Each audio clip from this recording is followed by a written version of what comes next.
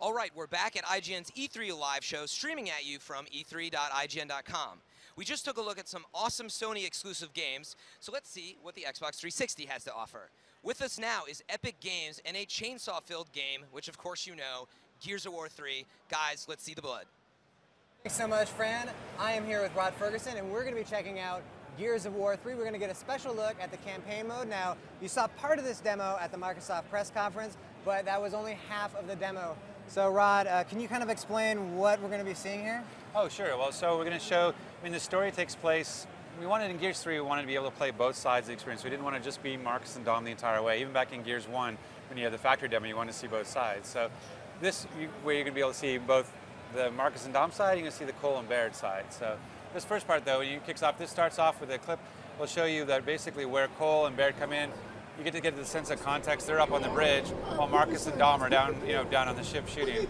And so this is a Lambent Leviathan attacking the ship. So the Lambent infection has taken over the planet, and so they're basically having to deal with that. And the monster's been infected, and so now it's this huge creature that's attacking them, and it's basically taken over the planet. Where Gears of War 1 was about a battle, Gears of War 2 was about a war, Gears of War 3 is about survival. The planet's self-destructing because of this Lambent infection. And so is this kind of like maybe a preview of the sense of what the scale is going to be like for the campaign in Gears of War 3? Yeah, well, we wanted to make the scale, it's kind of funny, it's sort of contrasting. We wanted the scale to be much bigger from this is about the planet, not about a war. But at the same time, it's a much more personal scale because they're not about the military. The government's collapsed, there's no more military, so it's about a band of brothers, this trust of friendship. And so it's a very personal story. They're doing stuff as friends, not as you've been ordered to take that hill kind of thing. Okay, and I think a lot of people are wondering, will those questions that have kind of been brought up, especially in Gears of War 2, right, will those be all resolved at the end of Gears of War 3, or? Well, I don't know about all. We're really focused on providing a conclusion to the story. This is the third in the trilogy. We wanted people to feel satisfied that when they were done, they could put the controller down and say, okay, I got the story. But you don't want to reveal everything, because if you reveal everything, there's no mystery left, and then the IP doesn't have that mystique to it. So there's going to be lots of answers, but there'll be some things like, we won't get into an origin story or anything like that.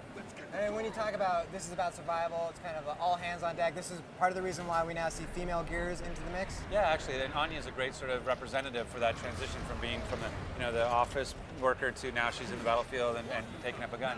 So what we're seeing here is one of the new things that we're showing at the show is our silverback mech, which is sort of this exoskeleton suit that you can now wield. And you bring that along and you can not only use it as a force with the chain guns and rockets, you can also deploy it. And we'll see that shortly when he's fighting the Leviathan. He'll actually lock down, and then Marcus will take cover on his back. That's awesome. And this kind of plays off of the idea that was a little bit introduced in Gears of War 2, which is the idea of sort of movable cover. Right. But this is a little bit more maybe dynamic than what we saw in Gears 2? Yeah, it's sort of its own little portable base. You can use it for offensive and defensive uses, And so that's what we should always try to find, another way to bring something interesting to cover. Even like using the mantle kick was a new way to use cover, right? That we introduced in multiplayer. And so we're always trying to find another layer, another complexity, a little bit of depth to the cover system. So those little crab things, we call those polyps because they're sort of this parasite, this lambent parasite. And those guys are the lambent drones. And those are the locusts that have been infected so much with emulsion that it's inside of them. And so when they get shot, they actually burst from energy. And so that's why you don't see them just falling over. And the bigger the lambent creature, like as we've seen in the end of Gears 2, the more explosive they are. So you have to be careful later on in the game when you're fighting actually bigger lambent army guys. And so when did the decision get made that you were going to actually show kind of and be able to play both sides of a scene? Well, it was pretty early, but it was trying to find a way to do it because we never wanted this idea that when you let Marcus off on his own, like, okay, we're switching to Cole's perspective, then Marcus would accomplish something without you. It would feel weird. So we had to look at the story and craft the story in a certain way where we could have Marcus do something and something happened to him where we can actually then rewind time and then play as another character. And so that's what ends up happening here is that at the end of the demo, you'll actually end up where they're getting, they're blowing up the Leviathan now to try to stop it from attacking the ship, which is going to have its own repercussions. But that'll end up having them guys jump off the ship. And what end up happening then is you'll switch over to Cole and Baird and you'll rewind about an hour and then you'll start playing for them while they're searching for resources. And then at the culmination of their trip, you'll get to this sort of exact same moment where they'll see the perspective from the top of the bridge.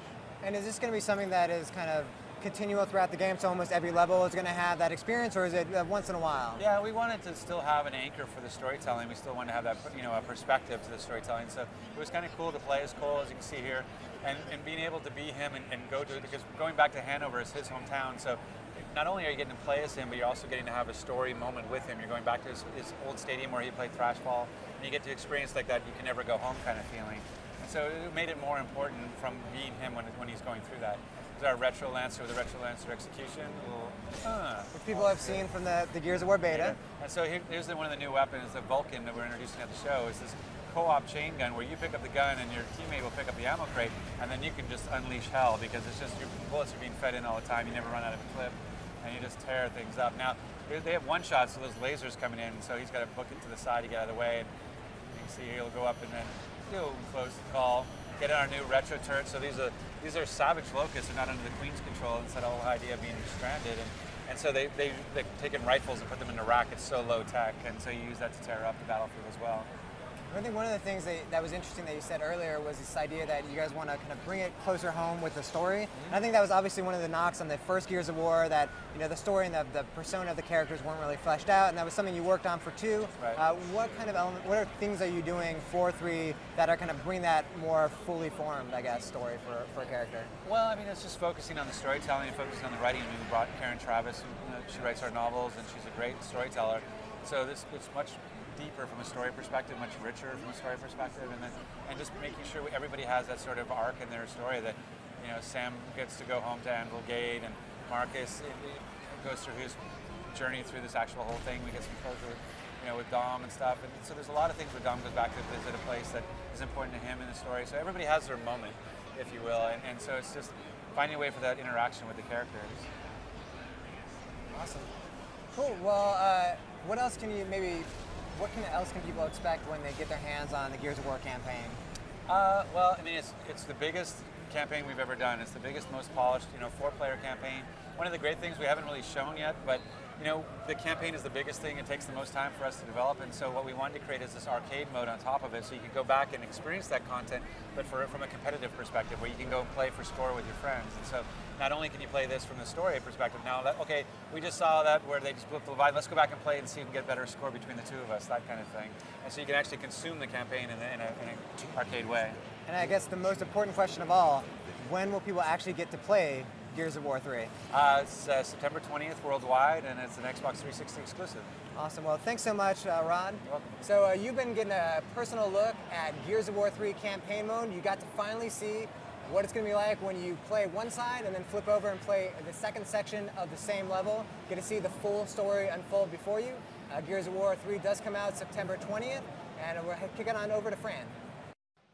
Awesome, guys. Nice to see the cogs back in action.